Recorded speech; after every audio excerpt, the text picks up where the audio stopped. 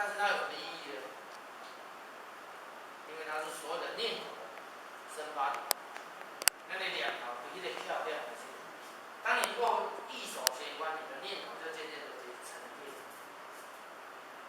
你就不要回心，点它的，那你不是乱很长。所以静得下心，可以关照到自己心里面真正的内心深处，那是什么声音？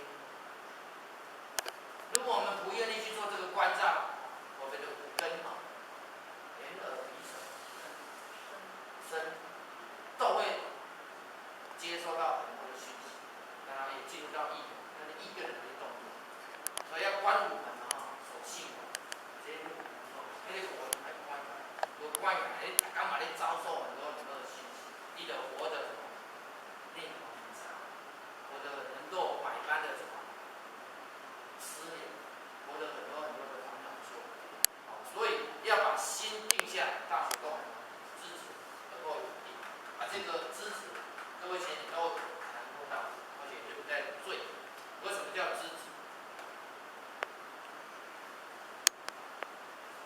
心也让沉淀下来，没乱啊，没动啊，这个境界就叫做知止，那就是定。啊，咱若定，打1秒钟，定的功力哪1秒？啊，我的知止心都不乱动，不思善，不思恶，正以磨死，那个是明善作本来面目。我若咱安尼状态1分钟，安尼定力跟1分钟。啊，若安尼定力咱1点钟，咱进步到1点钟。啊，若咱一日拢定，不简单。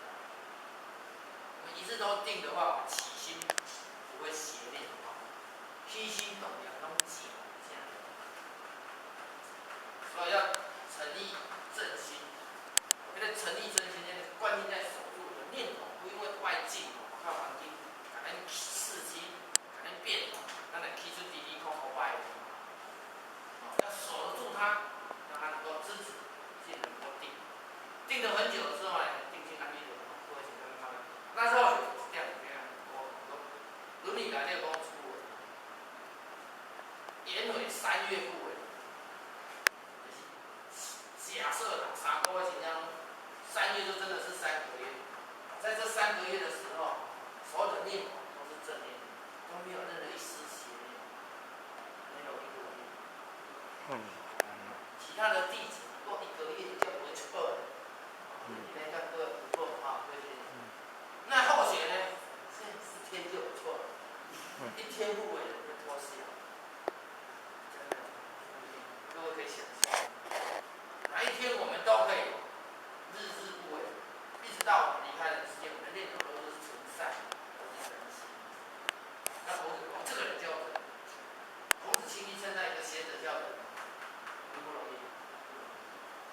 是因为这个人是人的化身。咱的人生都是这样啊，几分钟啊呢，几工啊呢，袂歹。无造次必是，颠沛必是，让他存着人心。如果是这样，孔子说这个人是圣，这个人是人。所以当很多人问说，啊，你讲人足重要，到底有啥物人是人？孔子还是来讲啥物人叫人？啊，无你提出啥物人叫人？子贡有人吗？子贡嘛，子路嘛，啥物人好问？你讲一个人，颜回，啊，每是人啊。孔子嘛，用人来说颜回。不孔子，我这提出说好学，他的心为3月不为，已经足无简单。我学生啊，3000弟子，算真优秀。那用这资料来跟大家分享咱的内心。我们在修行的功课上，其实就是要守住我们这个人心。如果我们可以3月不为，那我们就跟颜回好不好？没优秀，我也是差不多的，对不对？以修行的经历来讲，所以或许除了道这个概念，下就要谈我们到底求了这个道，那一点指的是哪一点？但是那一点呢，所有的念头的来源都来自于什么？乾观窍里面的那个如来之心，我们的本心。咱都不要去心，要守的是守住这一点。所以下功夫处就是正道。如如果有一天无肉体啊，咱的灵性嘛是走出来对啊，灵性讲要起心动念，无肉体吼，迄个灵性才会起心动念，无心脏啊，会起心动念，所以认为会不会？没有静。为了无肉体，哎，跟静是飘来飘去，阿飘哦，这叫阿飘，它会起心动念。会哦，我菩萨搞肉体。老师讲，我是真无肉体，所以咱见效的，见效了有盖咱起心动念，盖说妙。对。所以那个不灭、不生不灭的东西，它会起心动念。或许你到这边，再下去就路变不了。啊，但是我讲到这个是那一点指的是灵性，它还是没有弱点，它就会起心动念。如果你的灵性的品质一直起心动念都是不好，你要维护基础变容易不容易？还是不行。所以要修到这个灵性，所想的念头都是合乎人的本体的，那你就成佛，你就成圣。所以求道就是告诉你，到底什么样子的人够格成佛，什么样的人够格成道、成圣。关键就是你的灵性这一点。所以或许认为这一点是肉体的。玄关这边两个眼睛的中间那一点才是你的关键点。或许认为那个还不够真正的关键点。不知道各位先不认为？这个之后怎么看？好了，那求了道呢，有个人天道地始地的佛，各个叫佛法，因为他没有平等的观念，他有分别心。到底我们要弥勒是我，是我们不要出征他，这怎么办？这是两种矛盾，或许你喜欢找矛盾，你不会理解，啊。可是各位如果认真读念佛念佛，你就发现，武教不管你怎么样，关键都不是你教派的名称啊，关键是你有没有领悟到这些东西的内涵。所以我们照可以跟佛教讨论这些东西。星云大师会来跟我们的前人对谈，他脸非常的微笑，你懂得三宝，我懂得三宝一样。如果是这样，不是很棒？为什么就你不搞我？你不搞，你不搞，我精神，我喝水，我连得搞你都不搞，我关系。一定要这样分吗？应该不是这样分的。我们的道很大的，摩诃大嘛，可以包括这宇宙虚空的一切，更何况只是一贯道来的佛教派。分谁再分？弥勒不一样，是我们有限肤浅的人类自己在分来分去。在仙佛的眼里看的是这一贯德我看他叫，这我看他叫，仙佛来所以弥勒其实教都已经各位接受吗？佛教突然冒出我也很崇拜弥勒。基督教崇拜某一个，其他就是弥勒文化，可能吗？答案是可能。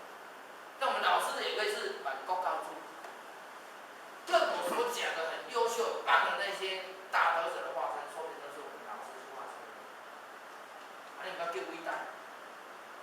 万国教主不是只有一贯道的教主。那我们到底出生在哪里？哇，恭喜了吧？自答有缘。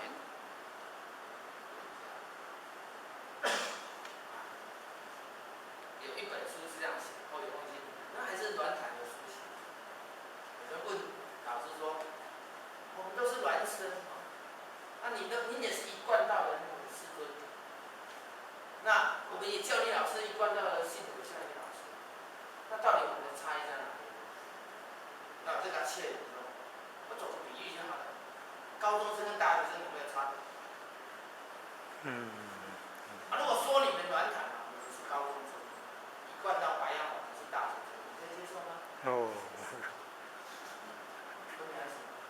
恁的修习的考评和进展其实是高中程度，因为恁的累世因缘，你们是只听这个东西听得下，你们喜欢跑完。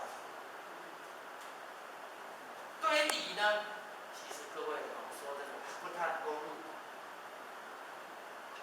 但是天道的法拍谁？咱能谈理对不对？我们需要跑完。老师不太爱来我们大同跑，可是我还是很喜欢老师接下。啊对。可是老师在发扬大场介绍不太一样，你拢说理。老师讲来发扬大场，咱来板书。可以到场了，可以来第二次了，我快点老师板书。有老师来介绍，也妙。这老师讲的道理都让我们很感动，能够吸引人，对不对？那我们要不要录？修行说到某种程度，其实从理论下去着手，所以要认为真。啊，你今天都认完，拢爱老师先我来介绍，叫你头拄，别人咧写，你应该感觉信来啊。啊，无若言某某来讲，你拢感觉有道理。我是哪里啊？对不对？有没有可能？会，是因为真的有分别心，那个分别心越明显的层次，这就比较没那么好。可是真的可以像我们这样陆理去修行的众生，他在层次是比较好。那佛教呢？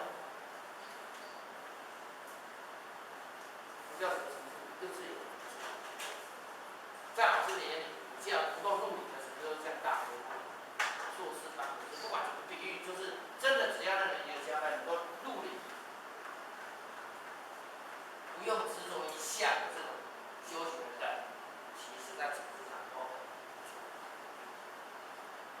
所以，如果今天我们在修行看到我们的三宝，我们如果还着相的话，倒是有点可惜。